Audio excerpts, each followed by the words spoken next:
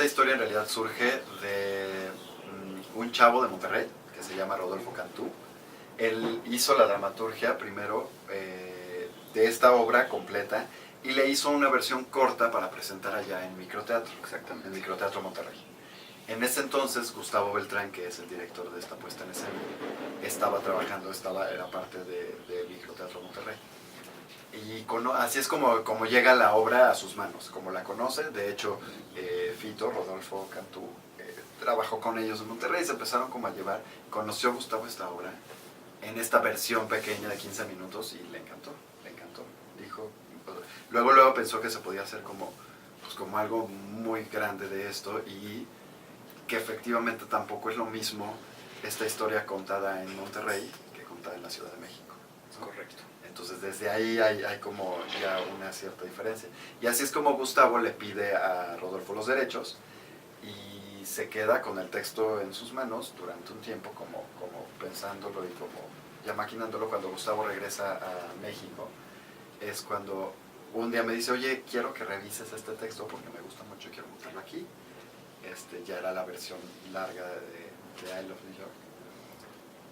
Y luego hizo clic, a mí me hizo clic instantáneamente. Entonces,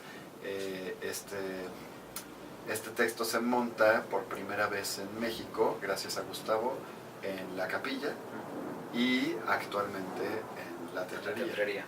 Y esta idea surge de Rodolfo Cantú. Él nos cuenta que en realidad pues tiene un poco de autobiográfico, casi como todos los textos. Tiene una experiencia que él vivió y basado en esta pequeña experiencia él desarrolla esta gran historia de amor. Eso es, creo, algo muy importante y que es lo que le da fondo a la historia, que cuando un escritor, cuando alguien que está creando una historia realmente permite que la historia tenga algo de él, algo real, aunque te vayas a hacer un mundo de fantasía, aunque te hagas ciencia ficción o lo que se te dé la gana, si tiene verdad en el fondo, va a conectar con la gente, porque todos hemos vivido cosas, todos compartimos pasiones, dolores, gustos y sabores agridulces, ¿no? Entonces... y porque está contada desde ahí. Está contada desde ahí, exactamente. Es una obra muy humana, es una obra muy...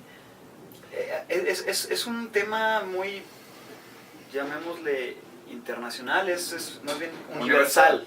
Gracias, es la palabra que estaba buscando. Es universal. Es universal, sí. Absolutamente universal. Y muy cercano, muy tangible, muy del cotidiano, pero se vuelve una gran experiencia y algo de lo que generalmente no vivimos o no nos dejamos vivir. Eso es lo que marca la diferencia de algo tan cotidiano, de una situación cotidiana como es ir en el metro de Nueva York en este caso, y eso volverlo una experiencia máxima llevada como a sus últimas consecuencias emocionalmente hablando. Cuestión de ponerlo lo cotidiano en la escena, eso es algo muy que hay que tratar con mucho cuidado, porque la realidad en el escenario es muy distinta, es verosímil, se parece a la realidad, pero no es la realidad. ¿Por qué? En el cine, en el teatro, en cualquier lado, si tú cuentas una historia y la historia es tal cual, o sea, si yo te cuento, oye, es que me fui a sentar a tomar un café y nada más me tomo el café y no pasa nada, nadie quiere ver eso, nadie quiere ver cómo una persona se queda dormida o cómo la persona está cansada o cómo la persona está platicando de algo que ellos pueden platicar en la cafetería, no sé. En cambio, si metes la realidad, que es estar en la cafetería, porque incluso nosotros tenemos una escena de cafetería, pero en la cafetería está pasando algo, que es algo, en esta escena en particular, para que se pueda entender, es esta primera vez que estos dos personajes que se acaban de conocer, que se están arriesgando a ver quién es el otro, se arriesgan y dicen, oye, a ver, vamos a sentarnos, a ver, quiero saber quién eres. Entonces, eso ya es otra cosa. No es lo mismo sentarte con una persona que conoces de toda la vida a hablar de nada, de cómo están tus hijos y ya. Que dos personas que se acaban de conocer, quizá hablar de nada. Es que esa es sí, la línea delgada. Es verdad. En realidad, básicamente ni siquiera creo que hemos hablado de la historia, ¿no? Son dos hombres, un mexicano y un árabe que se conocen en el metro de Nueva York. Cruzan sus miradas, a partir de ahí no se atreven a hablarse, no saben quién va a hablarle primero al otro, hasta que se sientan juntos, empiezan a hablar, y a partir de ahí deciden vivir las 12 horas que le quedan al mexicano para regresar a México. Que ahí está el riesgo. el mexicano se tiene que ir en 12 Sí, horas a ahí México. hay algo de vértigo, ¿no? Él se tiene que regresar a México, entonces deciden vivir esta historia de alguna manera o probar, ver cómo lo viven antes de que el mexicano regrese, bajo la promesa de volverse a encontrar, ¿no? 6 meses después. Siendo esta la historia, creo que lo cotidiano, justo son, las palabras claves son el metro, Nueva York, y justamente, ¿no? Algo que podría ser incluso un cliché, cómo salirse del cliché o cómo llevar lo cotidiano al teatro, tiene que ver desde la dramaturgia, cómo escoges los momentos para mostrarle a la gente. ¿Qué momentos eliges de estas 12 horas? No, justo, lo que decía Alex, creo que va por ahí. ¿Cómo vas a mostrarle 12 horas al público? ¿No? La obra va a durar 1 hora. Entonces, sin mostrar estas 12 horas, ¿cómo elige el dramaturgo qué momentos de ellos contar? Una vez que los elige en el texto, ¿cómo el director decide presentarlos ante la gente? Entonces, algo que me parece muy, muy atinado de Gustavo Beltrán es justamente que elige contarlo de una manera distinta, divertida y donde acentúa pues la actuación, ¿no? Donde privilegia la actuación y la construcción de los personajes que Alex y yo interpretamos. Y es que decide a través de ilustraciones de un artista visual que se llama Alejandro Pérez, hace ciertas ilustraciones, dibujos, para proyectarlos detrás de nosotros, y entonces Nueva York es presentado a través de ilustraciones en movimiento. Esto lo hace una especie de caricatura y complementa a la imaginación del público. No son las imágenes del cine que vemos, no es Nueva York como lo conocemos. Sí es lo que conocemos, sí podemos ubicar por ahí la Estatua de la Libertad. Está Central Park. Pero en dibujito, en blanco y negro, esto es más como los personajes lo podrían tener en la cabeza que como es en realidad. Y ahí es donde permites, los personajes tampoco tienen nombre, ahí es donde permites que el público se conecte y se identifique con algo cotidiano, pudiendo ser ellos mismos, y complementando estas imágenes tanto de Nueva York como de esta historia de amor que todos quieren vivir. Nuestros personajes, mi personaje es árabe. Bueno, sí, mi personaje es árabe.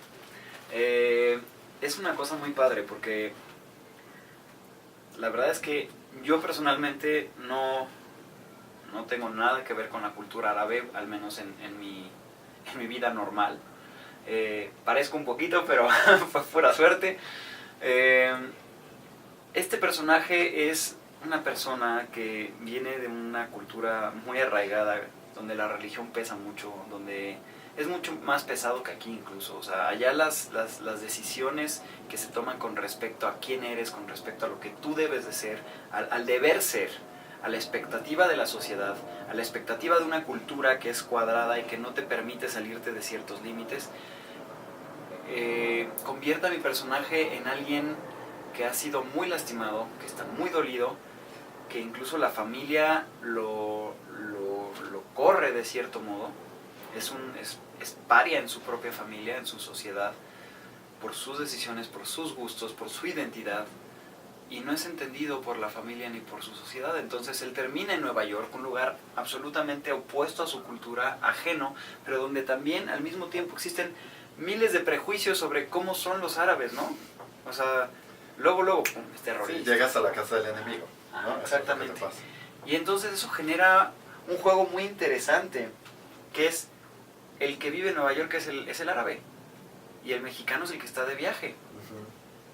Y eso da una sensación, creo que interesante, de riesgo, pero de familiaridad, de este juego de es la casa de todos, pero nunca terminas de pertenecer, ¿no? Exacto. Es una cosa muy curiosa. Exacto. Que pasa ahí, que de cierto modo no pasa tan fuerte, pero también pasa. Pues es una situación como de las urbes en general, ¿no? Ajá. O sea, las urbes y la pluricultura. Pero Nueva York es la madre o el padre de la internacionalización, ¿no? Y está la Estatua de la Libertad justo, que recibe a todos de todos lados, ¿no? Y está el señor del copete, que también corre a todos de todos lados. Entonces, no, justo bueno, así, justo eso. Algo que es muy interesante con respecto a su personaje o a la obra en sí en estos tiempos es que cuando se montó por primera vez en México fue justo cuando estaba por llegar Trump al poder. incluso llegó durante la primera temporada. Entonces también hacer ese ajuste hasta desde el personaje, algo que quizá no se había trabajado ni desde el texto ni desde la dirección hasta ahora, era esta concepción de que no es el Nueva York de Obama, Ajá. ¿no? De que ahora es el Nueva York de Trump, que es vamos, eso ni siquiera está mencionado como tal en la obra, eso es algo que le sirve al actor, o que le da un poquito más de profundidad todavía. La obra es corta, la obra dura 1 hora, no hay mucho tiempo para desarrollar a los dos personajes en grandilocuencia, sin embargo, creo que están tan personalizados que cualquiera se puede identificar, pero justo ahí es donde está un poquito como nuestro trabajo de cómo darle ahora también esa sensación de incertidumbre, de que a pesar, pues claro, en su país, siendo gay, siendo musulmán, de religión, y siendo árabe, como lo primero que hace es huir a Occidente y huir a donde el mundo es abierto, que es Nueva York. Y justo ahora en donde llega Trump, donde pone Trump el dedo y dice estos 7 países son el enemigo, y cómo no sabe ya cuánto tiempo va a estar ahí, ¿no? Si También, tienes barba eres entonces, el enemigo. Sí, casi. Sí, bueno, que eso ya de por sí había pasado desde aquel 11 de septiembre. Ya, o sea, ya lo que implica un árabe en Estados Unidos ya tiene cierto riesgo. Y aún agregarle esto lo hace más profundo. Y agregaría que esto es algo muy interesante, que entonces los mismos personajes también se unen a lo que hablábamos de lo cotidiano. De lo cotidiano, exactamente. O sea, todo es muy cotidiano y todo es muy actual. El tema lo permite, la historia lo permite, y pues nosotros nos ayudamos de eso para que sean todavía más reales, ¿no? Pues sí, sobre todo, más bien no podemos como actores ignorar, ¿no? Sobre todo estas cosas, justo para que tengan esta empatía con el público. Vamos, la historia deja de ser verosímil en tanto nos olvidamos que hay un Arabia y hay un Trump y hay un...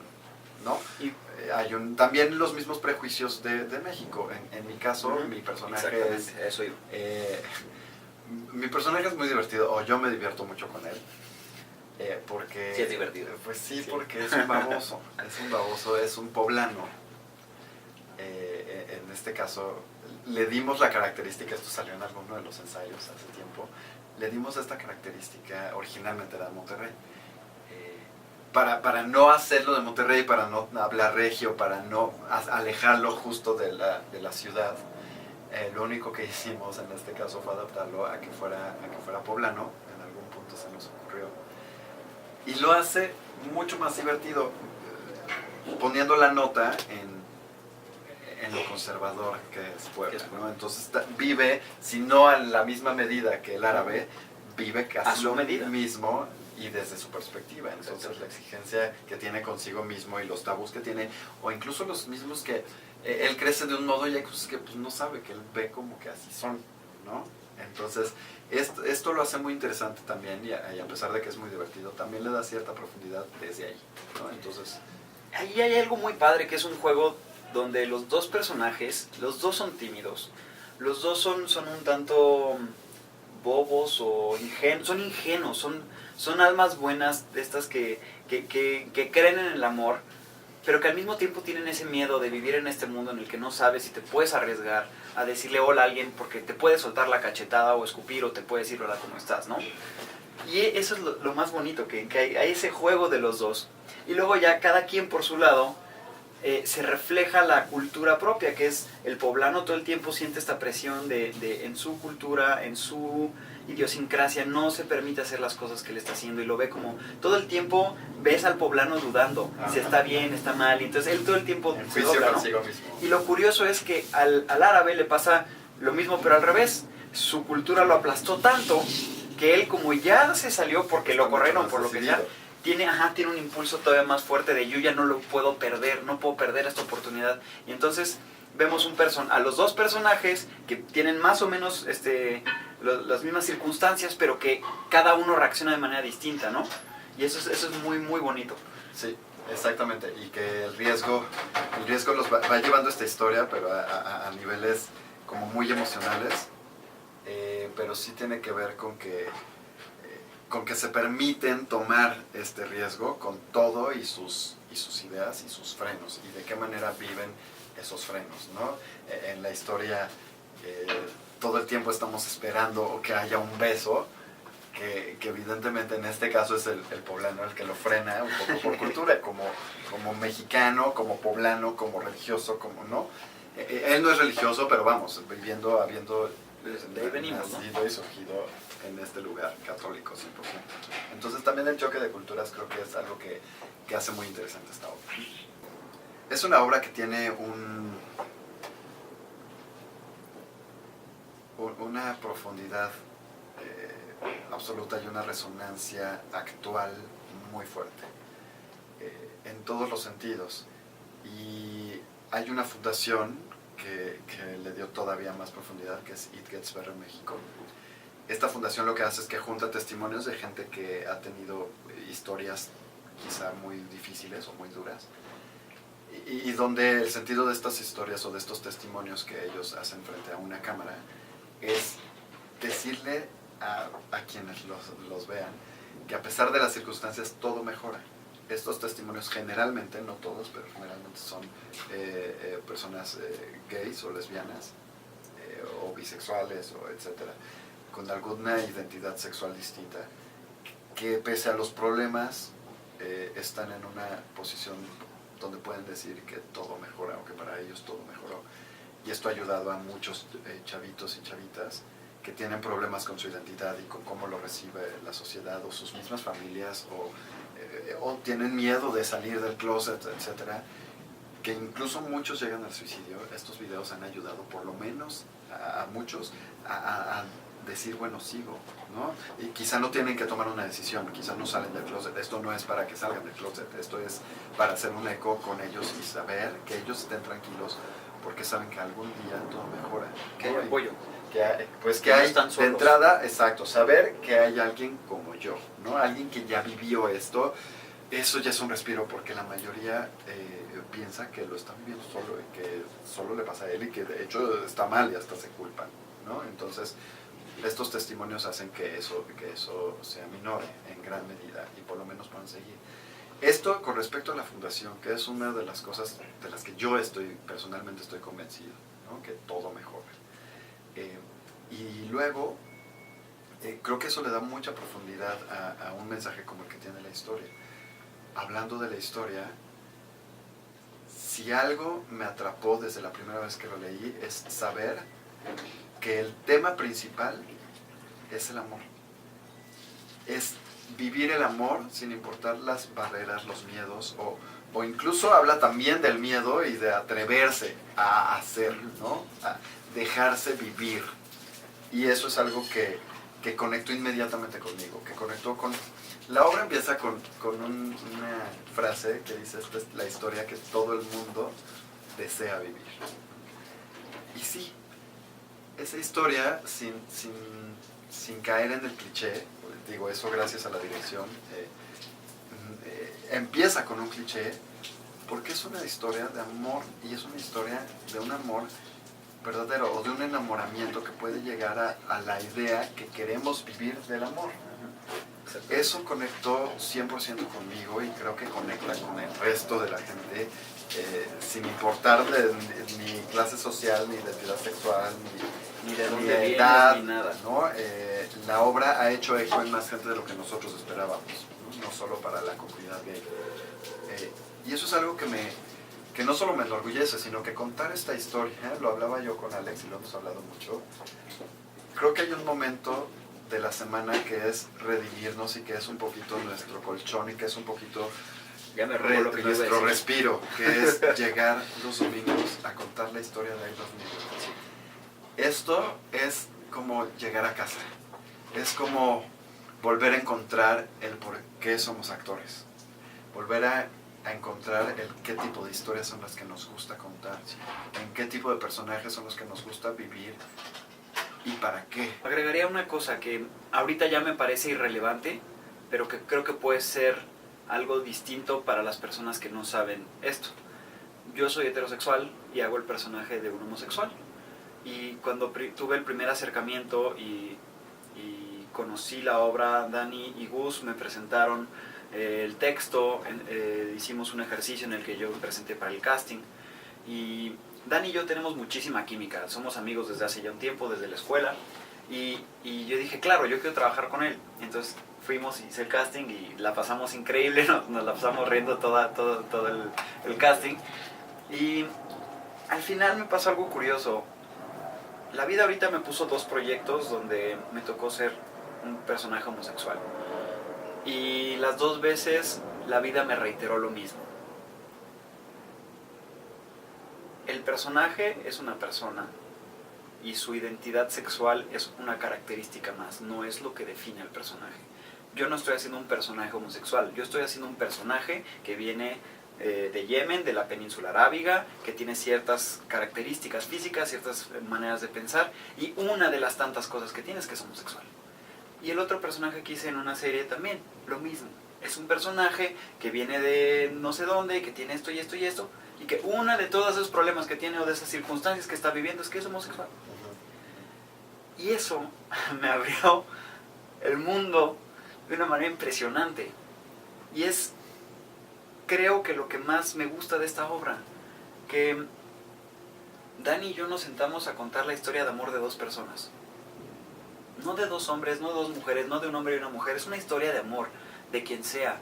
Y por eso es universal, porque cualquier persona que se siente, si se permite 5 segunditos de contactar con esa historia, va a entender que es algo que tú has vivido o algo que alguien ha vivido. Porque todos nos hemos enamorado, todos soñamos con encontrar amor de nuestra vida, todos soñamos y añoramos con toda nuestra alma que un día, en un camión, en un tren, en el camino, en un café, en un lugar, voltees, te quedes viendo y digas, ahí me quiero quedar. Híjole, de ahí soy. Y eso es lo que pasa en esta obra, y eso es lo que nosotros contamos, que va más allá de cualquier cosa, de cualquier sabor, de cualquier preferencia, de cualquier identidad, de cualquier lugar, de todo. Por eso es bonito llegar, como dice Dani, el domingo a casa, porque nosotros vamos, yo siento que estamos dejando un granito de arena, y justo como dice Dani, no estamos educando, no estamos diciendo está bien o está mal, no, porque eso es lo más bonito, no hay juicio. No hay un juicio, la obra no juzga. La obra no dice, deja, es que por qué nos está tratan bien, mal o está por qué mal, no es no. que nada, nunca hay nada. Todo se trata de yo soy y te conozco y tú eres Y te conozco. y ya. Y eso, lo que acabas de decir, es lo que hace el eco en la gente. Justo sin necesidad de nosotros estar pensando en qué le va a provocar a la gente se identifica instantáneamente y tiene que ver con lo que acabas de decir. Tiene que ver con que a nosotros se nos olvida, lo que el prejuicio crea es que cree que los gays están pensando todo el tiempo que son gays y que los heterosexuales pueden vivir libremente y no piensan en eso solo porque ser, ¿no? Se les olvida que en realidad solo vivimos todos y a veces se nos olvida a nosotros. Y nosotros como actores, a la hora de subirnos a ese escenario, justamente creo que lo que menos pensamos es si estoy con mi amigo, si no es mi amigo, si lo voy a besar, si no me...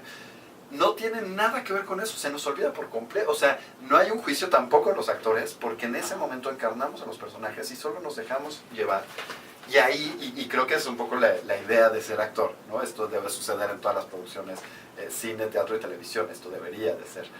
En cuanto nos paramos en ese lugar y nos ponemos los zapatos de esos personajes, solo vivimos. En cuanto hay un primer contacto de la mirada, la primera vez que volteo y veo a Alex en escena y que él me ve a mí, ahí ya están estas chispas que sintieron los personajes, está esa magia en donde en ese momento es el espectador el que dice, quiero que me pase eso. A partir de eso, quiero que me pase. Y además ya como van viviendo estos personajes esta historia, vamos, lo irónico, lo chistoso, lo dramático, todo eso está en lo que les va pasando, que es circunstancial. No tiene nada que ver, a partir de ahí se nos olvida que son gays. Y eso le pasa a toda la gente. Eso es lo que es increíble de ver cómo hasta el público se ha transformado. En un principio la comunidad gay eran más los espectadores de la comunidad, y de pronto un poquito más familiar, y de pronto las señoras, y las señoras le dicen a su amiga, y de pronto los 2 viejitos. Y ahí es donde a nosotros hasta la piel se me pone chinita. Ahí es donde sabemos que está haciendo eco desde el lugar correcto, que es lo que es hacer teatro, mostrar un pedacito de lo que nos hace humanos. A mí y de ahí lo, es donde no hay diferencia. de lo que más me gusta es una frase que Dani dice siempre. Este es un mensaje de amor en tiempos de odio. Y creo que es algo que necesitamos, todos tenemos problemas, todos estamos muy presionados, la estamos pasando muy mal, el mundo está muy mal, pero creo que algo muy cierto es, yo creo personalmente, cada quien puede creer lo que quiera, pero yo creo que en la vida hay dos motores fundamentales para el ser humano, uno es el miedo y el otro es el amor. No lo pensemos como el amor de pareja, no lo pensemos como el amor de corazoncitos, no. Amor simplemente como una energía que acciona y el miedo como una energía que paraliza. Esas son las dos cosas que nos mueven. Miedo al que dirán, no lo voy a hacer porque me van a juzgar, porque voy a estar mal, porque no soy suficiente, porque no soy suficientemente guapo, porque no soy buen actor, porque cada quien tiene sus ideas de por qué no hace las cosas. No, es que no voy a levantar porque qué flojera. Es miedo a llegar a ser lo que puedo ser. En cambio, cuando actuamos desde el amor es también, oye, esa persona está triste, ¿por qué está triste?